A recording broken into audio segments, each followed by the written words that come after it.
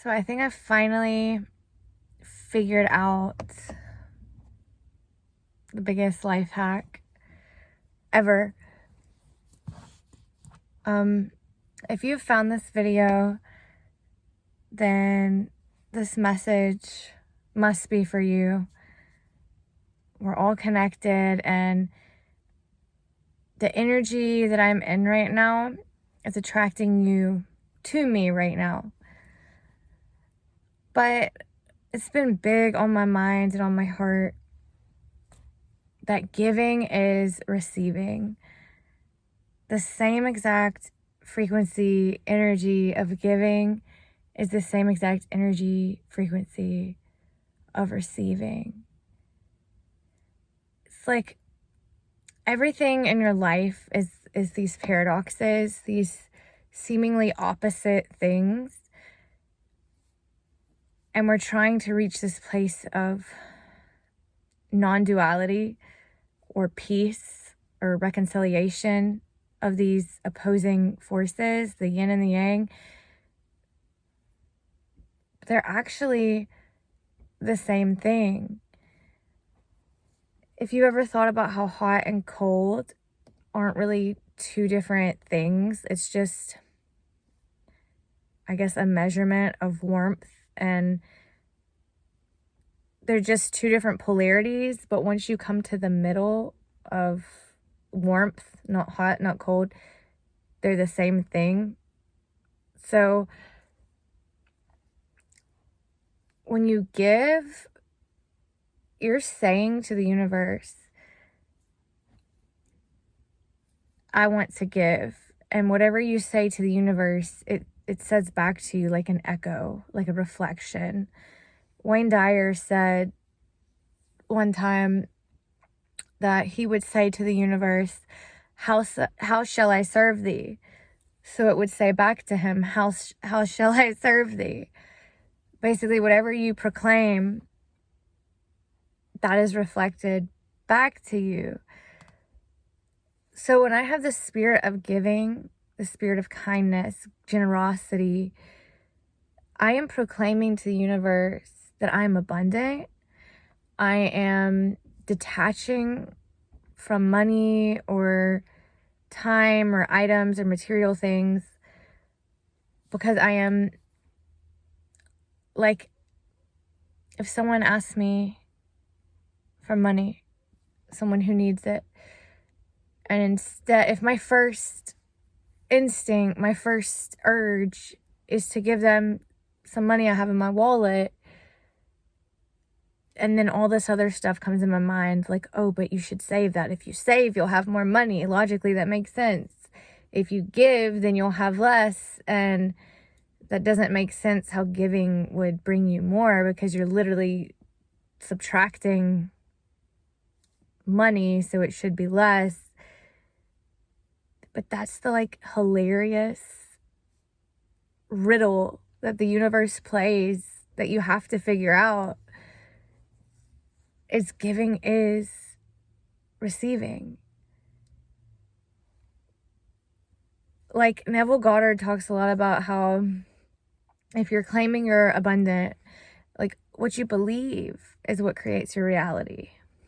Not just like what you say or what you want or what you aspire to have. It's what you actually believe. And how do you figure out what you actually believe? Like, if you go to a restaurant or a fast food place with Starbucks and you buy a drink, and then it asks you, do you want to leave a tip? And if you were truly abundant, if you truly just were a multimillionaire and you had all the money in the world, would you think twice about leaving a tip? Or is that more of something you would do if you're budgeting and you don't have very much money and you have a scarcity mindset and you need to save and put away? So I think the way you really you can test what you believe is by the thoughts you have when you take an action, and how hard it is to take that action, how much resistance there is to give. And also the non-attachment to the money or the item that you're giving lets it have so much less power over you. And I feel like the moment you don't care, that it doesn't, that you're not controlled by this external thing, whether it be money or stuff, belongings, whatever, that's the moment you open yourself up to receive more and more and more of it. So I feel like whoever you are, maybe you feel like it is selfish to put yourself first, to make time for yourself, to make sure you have time to work out, to take time to cook meals that are good for you, to take time to invest in yourself, to make yourself feel like you look good on the outside even, to be selfish. But you cannot pour from an empty cup. And the more you fill yourself up, the more you're able to give to others. And the more you're able to give to others, the more you're able to receive from the universe. These are the laws of the universe, and they sound so backwards. Like, logically, if I put money in my savings account and don't touch it and don't give, don't share, it will grow. If I give, if I share, if I donate, if I help others, I'll have less. So yes, that may be true in a sense, but unforeseen circumstances,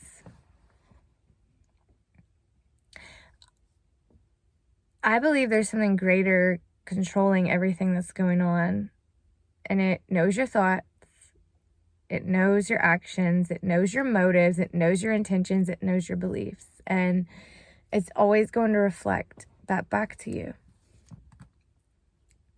And it's a good thing the universe works this way, because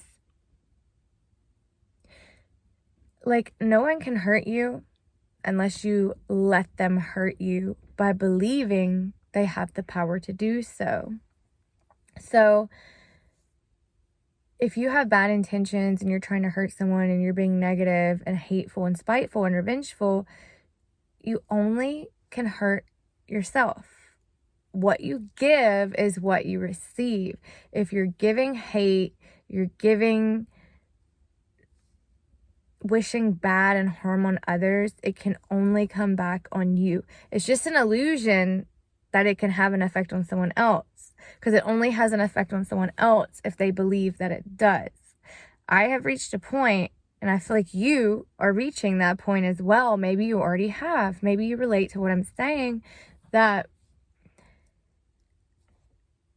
me giving love and kindness always comes back to me. That would be selfish, right? I'm giving to others and being kind to others so that goodness happens to me. Isn't that selfish? Everything's the same thing. Giving is receiving. Self-love is selfish, but it's also the most unselfish, selfless thing you can do for everyone around you. I can't pour from an empty cup. I can't give love when I'm full of hate and jealousy and envy and rage. So I have to do the things necessary to take care of me, to stay pure, to stay moving and not stagnant, to stay growing and healing and getting stronger and better and more authentically me, so that I have more and more to give others. And then the more and more I give to others, being my authentic true self, the more and more comes to me. I don't have to chase anything. I don't have to look for anything. It comes to me. It is attracted to me. I am a magnet. So that's the real reason it is important to forgive. What I give, when I give forgiveness, I'm receiving it. That's why Jesus says in the Bible, the Sermon on the Mount, judge and you will be judged. Like how you judge forgive and you will be forgiven. It's quite literally the law of the universe. What you give out, you receive. So yes, my bank account may be slightly lower temporarily when I give someone something. And it doesn't have to just be money. It can be time, energy. The smallest little gesture of kindness goes such a long way. Sending a text to someone and saying, hey, I'm thinking of you right now, who you know is lonely. Being kind to someone, giving someone a compliment. Genuine love and kindness.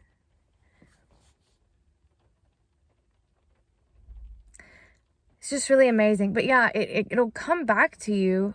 And maybe it doesn't always come back. Maybe you give out $20. Maybe it doesn't always come back as $20 or $40. Maybe it comes back as better health or a new opportunity. Or you make like a new lifelong friend, or you find a really healthy relationship. Just everything you're doing and putting out comes back to you in ways that are beneficial to you, that you need. And oftentimes, it does come back financially too. I just don't believe you can go broke helping others or answering the call in your spirit to give. I used to be so afraid to give.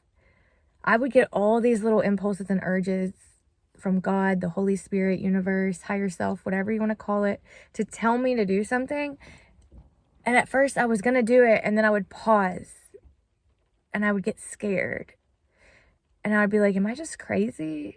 Or do I really, like, I feel like I need to hold on to this, because if I let go of it, then I might not have enough. That's a very scarcity mindset. But recently I've started just doing it. Just do it. Like, what am I going to lose? Like, I used to waste so much money on really bad things that didn't benefit anyone, including myself. And I never went broke from that. So why not? Like, people donate to their churches and to fundraisers and to charities. So why not just do what I feel called to do when I'm called to do it? It feels like the universe has just been nudging me to let go and to trust. And as crazy as it might be, as it might seem, it might go all against all logic, but this is intuition. This is something more powerful than logic. And if you're listening to this, maybe you're going through this too. You're having these little nudges to give in these random situations. Maybe it's a homeless person. Maybe it's somebody doing some kind of charity donation thing outside of a store.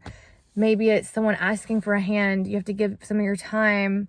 Maybe it's the phone call that you normally don't like talking on the phone, and somebody, a relative or somebody you just met, someone's going through a hard time. Maybe it's a customer. You're at work and you normally are an introvert, and you try to get in and get out and not do a lot of talk, small talk, long talk, whatever.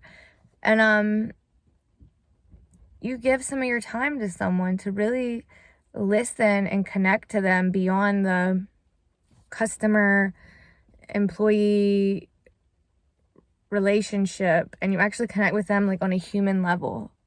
You give yourself that way. There's endless ways you can give. You have this little urge to buy somebody, you know, some random little gift, and then you try to talk yourself out of it because you're like, they might think that's weird, or like, who buys gifts for people when it's not Christmas and I barely know them?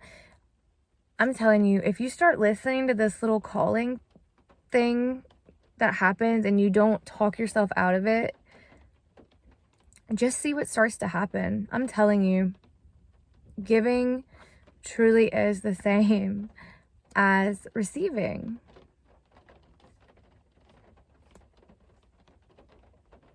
So if you love your enemies, if you find a way, not that this is an easy road to go down. Not many people choose to take this path, because it goes against logic. People might make fun of you. People might criticize you. People might condemn you and judge you and make up lies about you. You really might be under spiritual attack taking this road. It's not for the weak-hearted.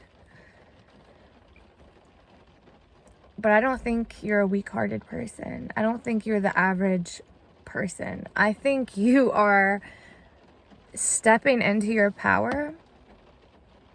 I think you are becoming the truest, most real version of yourself right now.